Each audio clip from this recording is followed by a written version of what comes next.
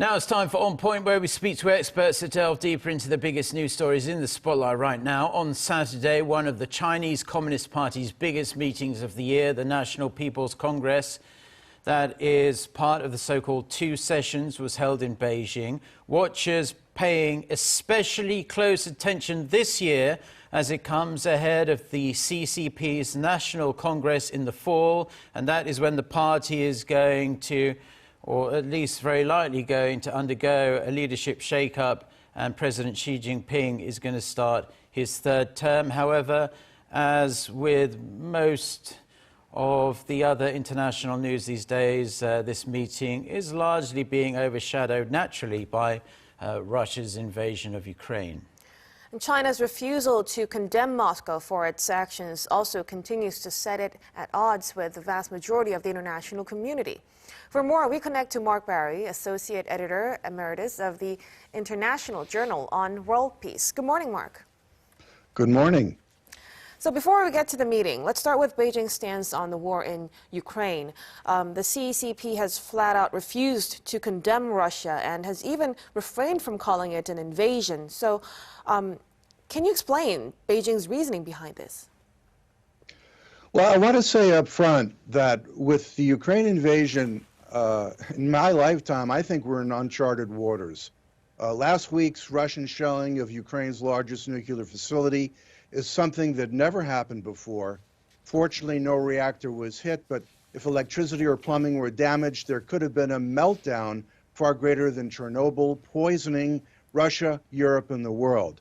Now, supportive Chinese rhetoric aside, Xi Jinping had no idea that Russia's Ukraine invasion would be so extensive or of long duration. Xi also didn't expect the global support mobilized on Ukraine's behalf and the rapid sanctioning of Russia. So China hoped to look the other way as Ukraine was invaded, but now I think it's in a situation where it may have to bail out Russia economically, meaning China would have to take on not one but two basket cases, North Korea and Russia. Also, Russia historically never has been trustworthy to China.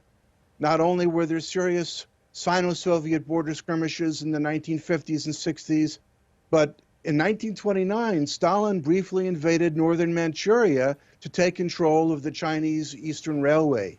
So President Xi knows that at any time and for any reason, Putin could pivot and militarily threaten China.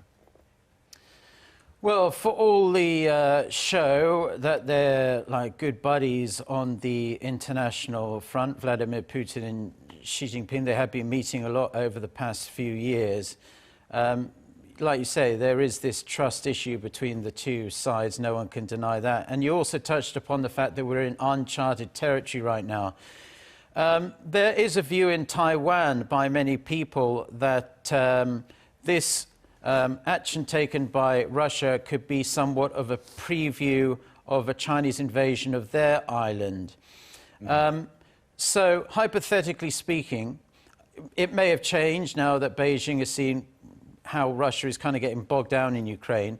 But how do you expect the international community to act if China were to invade Taiwan? Would we just get a bunch of strong worded statements? Would we get these rock-hard sanctions, or would we potentially get even a military response? I think China must be rethinking its options over Taiwan, given the international reaction to Ukraine. But many military analysts doubt that China currently has the amphibious assault capability to invade Taiwan. Moreover, Taiwan, I would call it the golden goose. An invasion would kill its vibrant economy, and Taiwan likely has plans to sabotage its world-class chip fabrication plants like TSMC, so China wouldn't be able to use them after an invasion. Finally, the U.S. is Taiwan's main arms supplier and the chief guarantor of security in the sea lanes of communication in the South China Sea region. It's highly likely to come to Taiwan's defense if attacked, and supported by Japan, Australia, and even by South Korea. Now, Mark, turning back to China's National People's Congress, as we noted, many experts expect a big reshuffle as President Xi Jinping prepares to start his third term. So what do you think is the reason behind this? I think the main reason Xi has to reshuffle new personnel is to prevent the formation or strengthening of factions against him. There is opposition to Xi, and he knows where it's coming from.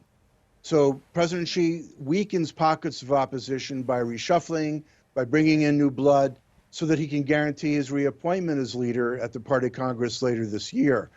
There are many in China's leadership who are unhappy with his imposition of highly centralized authority reminiscent of China under Mao, and are disturbed by the curbs that are placed on China's most prominent entrepreneurs.